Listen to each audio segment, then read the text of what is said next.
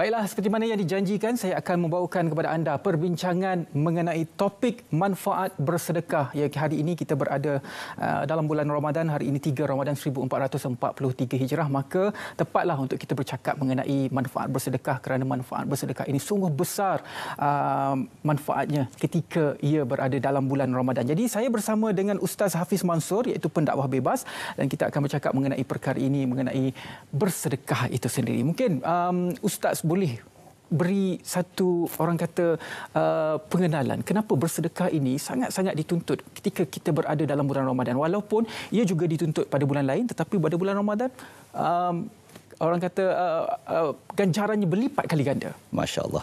Bismillahirrahmanirrahim. Assalamualaikum warahmatullahi wabarakatuh. Ridwan, selamat pagi kepada semua penonton yang dirahmati lagi dikasihi Allah.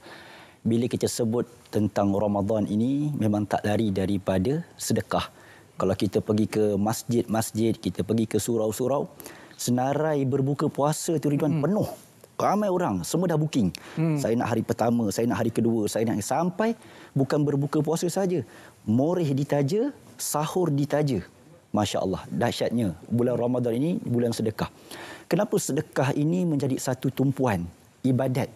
Kerana apa? Dalam Al-Quran Allah Subhanahu wa taala sebut dalam surah Al-Munafiqun, a'udzubillahi minasyaitonirrajim. Bismillahirrahmanirrahim.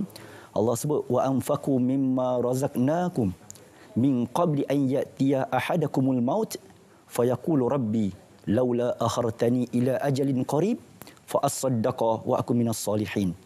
Apa maksudnya? Allah Subhanahu wa taala bagi tahu kepada kita, berinfaklah kamu daripada rezeki yang kami berikan kepada kamu sebelum tiba ajal kamu. Kenapa?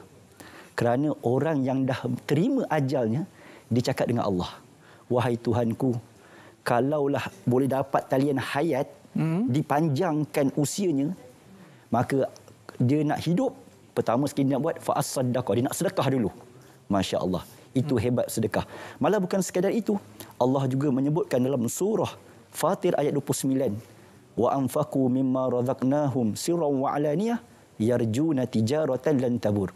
Orang yang bersedekah ni, Masya Allah, dia tidak akan rugi sama sekali. Itulah perniagaan yang tak ada rugi, Allah sebut. Sama ada dia bersedekah secara tersembunyi ataupun terang-terangan. Jadi, adakah sebenarnya bersedekah ini hanya tertakluk kepada pemberian harta benda? Contohnya wang, kan ada orang yang menginfakkan untuk membina surau dan sebagainya. Bagaimana pula dengan bersedekah dalam bentuk perkara-perkara yang lain yang bukan material? Macam mana, Ustaz? Allahu Akbar. Islam ni agama rahmah. Kalaulah kita kata sedekah tu hanya dengan wang ringgit, dengan harta benda, macam mana pula orang yang tak ada harta? Macam mana dia nak dapat pahala sedekah? Jadi sedekah ini tak semestinya dengan wang ringgit, tak semestinya dengan harta benda. Dalam satu hadis riwayat Bukhari Muslim, Nabi SAW sebut, jauhilah diri kamu daripada azab api neraka dan bersedekahlah walau dengan sebiji tamar. Kemudian Nabi kata, kalau tak ada sebiji tamar, bersedekahlah dengan kalimatun tayyibah. Kita cakap baik-baik, kita ajak orang buat baik, kita baca la ilaha illallah, kita senyum dengan orang pun. Saya senyum dengan Ridwan pagi ni, insya-Allah sedekah. Ridwan sentiasa bersiaran, senyum je, penonton tengok, lega je. Sedekah tu. Insya-Allah. Masya-Allah. Pahala untuk saya. Pahala je juga. Jadi Ustaz, orang kata bersedekah ni paling afdal adalah pada waktu selepas subuh. Adakah itu merupakan satu perkara yang betul, Ustaz? Okey, sedekah selepas subuh ini juga memang satu perkara yang Nabi SAW sebut. Yang mana pada waktu pagi ini akan adanya dua malaikat yang akan mendoakan. Doakan macam mana? Doakan orang yang bangun pagi-pagi, di awal pagi, kemudian rezeki yang Allah berikan kepada mereka ini, mereka infak. Maka malaikat ini akan mendoakan bahawa Allah berikan ganjaran berlipat kali ganda. Malah ada lagi satu malaikat pula. Orang yang bakhil ini, malaikat ini doakan kecelakaan bagi dirinya. Jadi kita marilah berlomba-lomba untuk memperbanyakkan sedekah, khususnya waktu pagi. Tak banyak, pergi sembahyang subuh RM1, pergi sembahyang subuh besok pula RM1 lagi, insya-Allah. Dan bukan sekadar itu, Nabi pun selalu berdoa, Allahumma barik lana fi bukurina, ya Allah berkatilah kami pada waktu pagi. Jadi apa pun perbuatan yang kita buat di awal pagi itu, semuanya ada keberkatan. Terutamanya sedekah, insya-Allah. Semalam saya sempat untuk menyantuni golongan gelandangan di Kuala Lumpur. Saya melihatlah aktiviti bersedekah, khususnya pada bulan puasa ni. Kalau di Kuala Lumpur, dan aktiviti untuk menyantuni gelandangan ini adalah dengan NGO memberi makanan kepada golongan gelandangan ini. Tetapi apa yang saya dapat perhatikan adalah berlakunya lambakan ataupun lebihan dan juga pembaziran makanan tersebut. Soalnya di sini NGO yang ingin memberikan sedekah tersebut, pada ketika ia sudah pun melihat makanan itu terlampau banyak dan di tepi jalan sudah pun ada makanan-makanan yang ditinggalkan begitu. Dari perspektif itu pula bagaimana Ustaz? Niat NGO tersebut ingin memberi sedekah walaupun di depan mata mereka ada berlakunya pembaziran dan makanan yang belum lagi dimakan. Okey, NGO ni banyak kadang-kadang dia menerima dana daripada orang awam dan sebagainya. Maka saya melihat bagus gerak kerja itu untuk memberi sedekah kepada orang awam ataupun gelandangan orang yang susah. Namun ianya lebih kepada pengurusan. Bagaimana kita mengurus sedekah tadi supaya setiap kali kita nak bersedekah ni, sama ada kita nak pergi rumah gelandangan, rumah anak yatim, rumah fakir miskin, kalau boleh adakan perbincangan lebih awal. Supaya apa? Taklah satu kali nak berbuka puasa rumah anak yatim sampai 10 NGO. Anak yatim tu nak makan berapa banyak? Gelandangan tu nak makan berapa banyak sangat? Jadi janganlah sampai 10 NGO pergi fokus pada situ. Padahal banyak tempat-tempat lain lagi. Jadi ini juga satu perkara yang saya lihat lebih kepada pengurusan supaya mengelakkan pembaziran. Itu penting. Bagaimana pula dari aspek infak dan juga sedekah? Adakah ia konsep berbeza ataupun ia merupakan satu konsep yang sama, Ustaz? Dia satu konsep yang sama. Maksudnya kita menginfakkan harta kita, menafkahkan harta kita, memberikan harta kita, sama ada dalam bentuk sumbangan, wakaf ke, kita bagi zakat, sedekah, tu lebih kurang sama. Cumanya dari segi hukum yang lebih detail tu mungkin zakat tu wajib, sedekah tu ada yang sedekah sunat dan sebagainya. Dari segi ganjarannya pula mungkin Ustaz boleh ceritakan secara lebih detail lagi tentang ganjaran bersedekah, ganjaran pahala ni, khususnya pada bulan Ramadan ini. Ganjaran pahala sedekah ni Allah sebut kan, bagaimana orang yang sedekah ini umpama sumbulatin mi'atu habbah. Satu benih yang akan bercambah jadi 7 tangkai, kemudian bercambah-cambah jadi 100 tangkai. Masya Allah. Jadi terlalu banyak. Itu kalau sedekah bulan biasa. Kita tahu bulan Ramadan ini kita sedekah bukan sekadar 100. Berlipat kali ganda. Jadi maksudnya apa? Nilaian itu sangat luar biasa dan tak ternilai.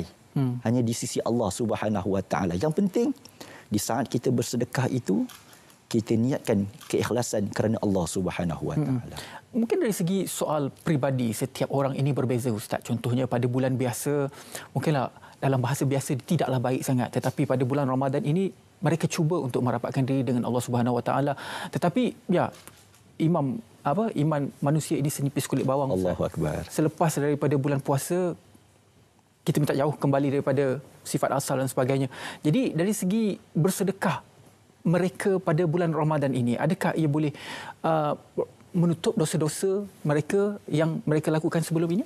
Ya, setiap kebaikan-kebaikan yang kita buat, kita doa dengan Allah Subhanahu Wa Taala, moga setiap kebaikan yang kita buat akan memadam setiap kejahatan-kejahatan yang kita lakukan sebelum daripada ini.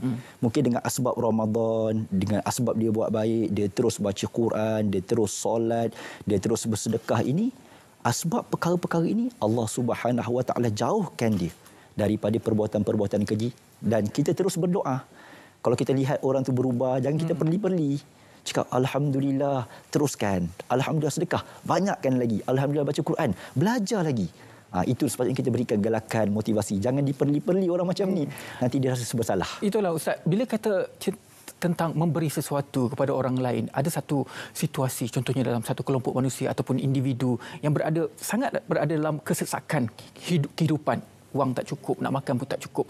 Dalam soal itu, macam mana pula untuk bersedekah? Adakah dengan cara memberi apa sahaja ataupun bagaimana, Ustaz? Nak hidup sendiri pun susah. Bagi orang yang mungkin kekurangan, dia nak makan pun tak cukup, dia nak minum pun tak cukup, keperluan tak cukup, maka tak perlulah sampai dia nak mensedekahkan harta benda dia, sampai memberi mudarat pada diri dia. Macam saya sebut di awal tadi, macam Ridwan sebut tadi, adakah kita boleh bersedekah dengan selain daripada harta benda? Jadi mungkin dia tidak ada harta benda ataupun harta benda yang ada pada dia hanya cukup-cukup situ saja. Maka dia sedekah dengan benda lain. Contoh dengan tenaga, dia tak mampu keluar duit untuk beli macam-macam untuk sedekah kat masjid, tapi dia pergi masjid, dia cuci tandas, dia bentang sejadah, dia tukang hidangkan makanan untuk orang berbuka. InsyaAllah dia akan dapat pahala-pahala sedekah dengan tenaganya. Apa yang Allah berikan kepada dia. Bukan sahaja daripada material, wang ringgit, malah tenaga juga kita boleh beri sebagai bentuk sedekah.